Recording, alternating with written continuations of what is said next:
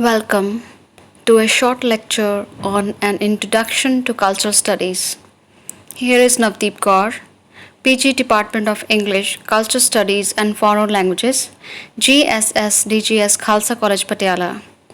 This lecture pertains to the students of BA first year who have opted for cultural studies and an optional subject. Before I explain what we will be reading in cultural studies, I will first focus on culture, definition of culture. All of us, you, me, and people around us, are members of a society.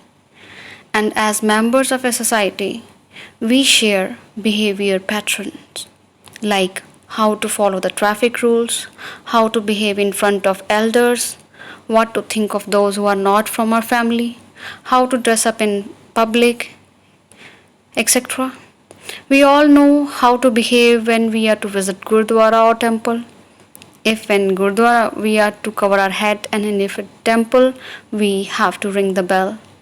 Now this knowledge which you and I have is shared. You know about it and even I know about it. And we behave accordingly. And we have learned this behavior being part of this society. Culture is always learned by us. Now, when we were born, we didn't know how to speak, walk, and greet others. We were trained to do these things. We learned to speak in a language. We learned to express our needs, desires, and aspiration in that language. We learned to walk. We learned to ride our cycle. We learned to eat with a spoon. We learned to remain mum when our parents scolded us on our mistakes. We learned to show pity on the poor. In this way, being a member of a society, we learn to behave in that society.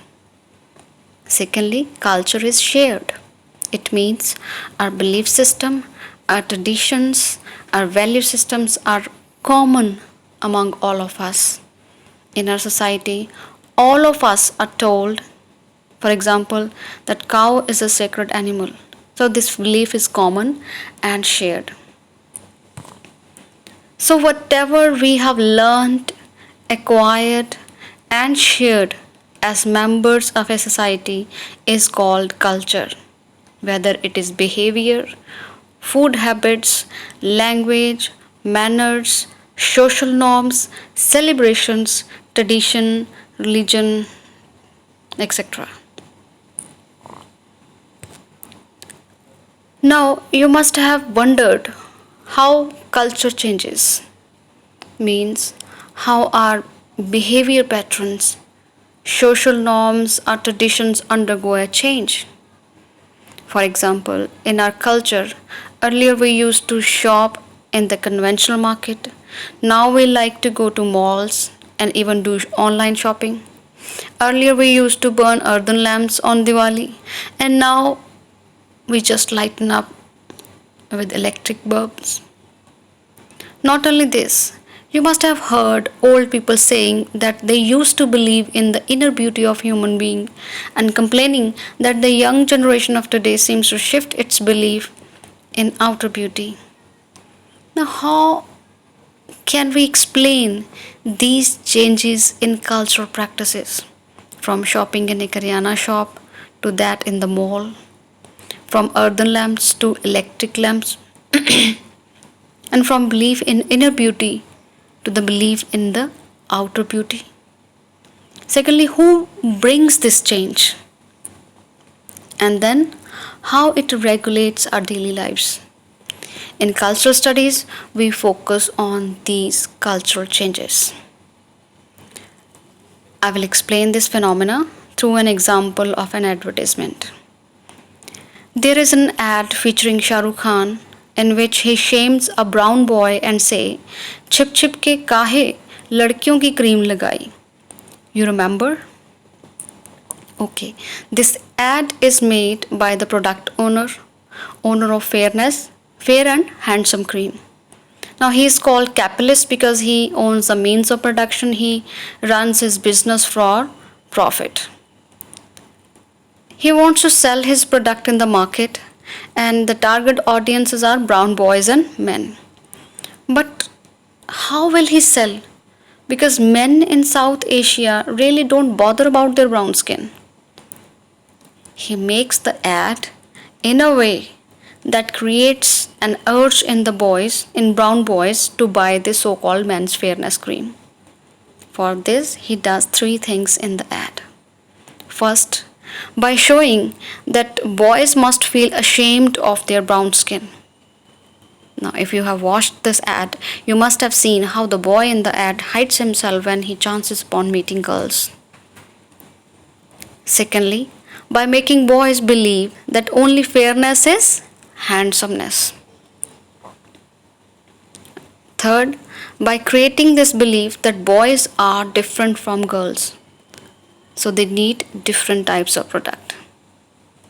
By this capitalist targets our thoughts regarding beauty and handsomeness, and he is able to make a market for his product by creating an urge in brown boys, to look fair. In this way, we will learn that behind our every concept that we believe in, every practice we do, there is a hand of power, capitalism, and dominant groups who, through the use of media like television, radio, social media, through advertisements, produce meanings of these practices. The way handsomeness is given new meaning of fairness in the ad, and we consume or resist these meanings. In cultural studies, we will learn how meanings in our daily lives are controlled and regulated by power. Now, who has power? Who is dominant in the society? For example, rich people who own companies and factories and who control mass media. Those who are in majority, for example, Hindus are in majority in India, so their rule will prevail. And thirdly, those who have political power. So this explains that a culture is not given to us. Rather, it is produced, marketed, and regulated by dominant people. Therefore, cultural study is a study of contemporary culture, present day culture, that analyzes that behind our every cultural practice, whether it is walking, jogging, shopping, communicating, some historical, economic, ideological, and political factors behind these practices. Secondly, it studies the relationship between media and culture. It is generally believed that mass media like TV and radio are a very powerful tool in the hands of capitalists or dominant groups to control and regulate the thoughts of individuals.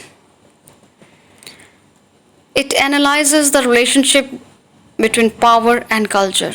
I have already explained it through the example of fair and handsome advertisement. And then it subverts the distinction between the high and low culture. High culture means culture of the elite, literate, and rich people, rich class.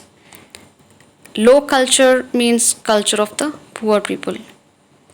Industrialization brought about changes which have severely affected human culture. It is due to the mass production that we have a mass of consumer goods. A machine now can make thousands of products in a minute, therefore called mass produced. There is also movement of people from villages to cities. High culture has receded, given place to popular or mass culture. Mass culture refers to the cultural products solely designed for mass level consumption. Mass means at a very large level. Popular culture is another term for mass produced cultural products. Now, the growth and spread of this mass culture, popular culture, is linked with development of technology for communication.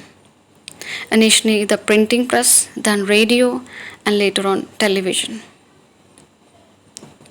Lastly,